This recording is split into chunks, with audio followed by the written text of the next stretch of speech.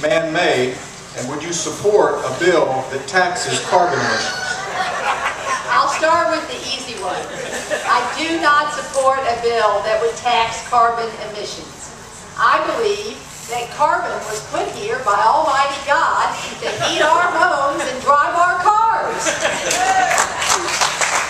And my friend Angela says the oil is dying to come out of the earth, and if we don't pump it out, it's going to leak. Raise your hand, Angela. Now, the harder question. I don't know if climate change is caused by man. I doubt it.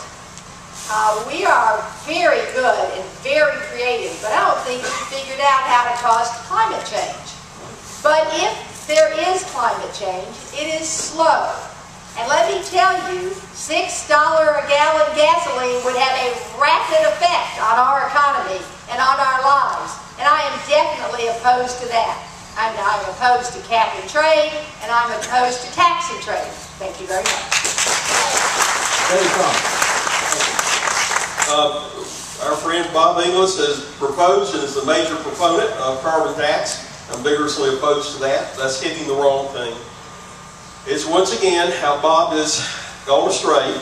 And I love Bob. He's a Christian brother and has been backed him in the 90s, but this is an example of how his insistence on the idea of catastrophic man-made global warming is taking him down the wrong path. And this could cost us all a lot of money and could send us into a hyper-recession, probable depression. It is a catastrophe waiting to happen, and I sure don't hope the Democrats buy into this, Bob. This is a disaster waiting to happen. Back off that bill. I will conclude, no. Humans do not cause global warming, certainly not man-made, catastrophic global warming. Take a look at IceCap. It's one of the best websites there is. Lots of authorities, articles every day that debunks this mythology.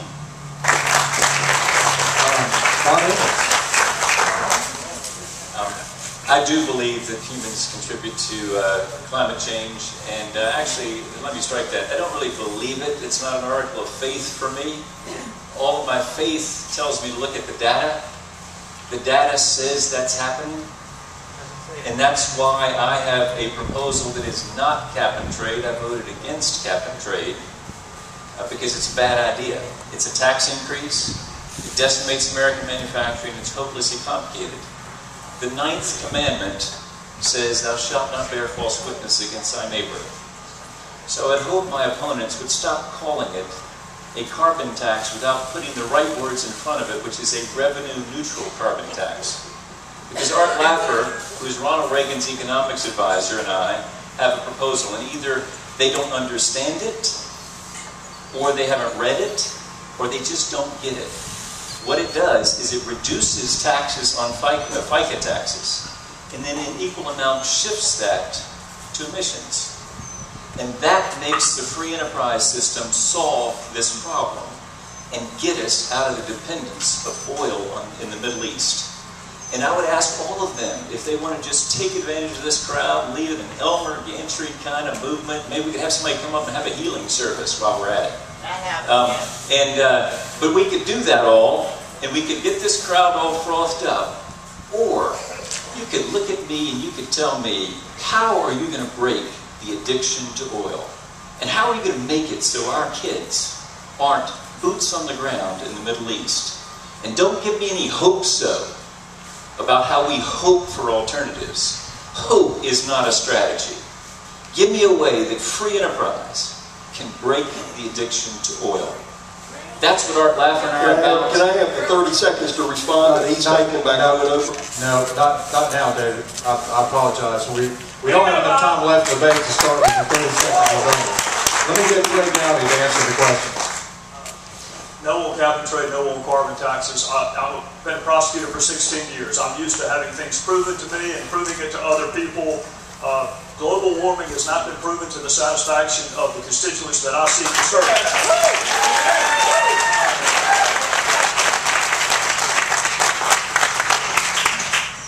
And if you already would prove that the temperatures are rising, then you got to prove that man's doing it. and then you got to prove that man can undo it, and then you got the problem of India and China don't play by the same rules we play by, and we're going to lose even more jobs over there. So.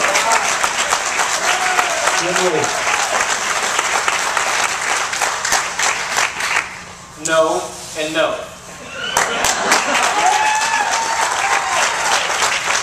First of all, if I believe that global warming or global climate change was caused by man, all of these other concerns we're talking about would pale, and we should focus nothing but our attention on figuring out how we're going to stop it, because the very future of our planet would be at risk. And I don't believe that to be the case.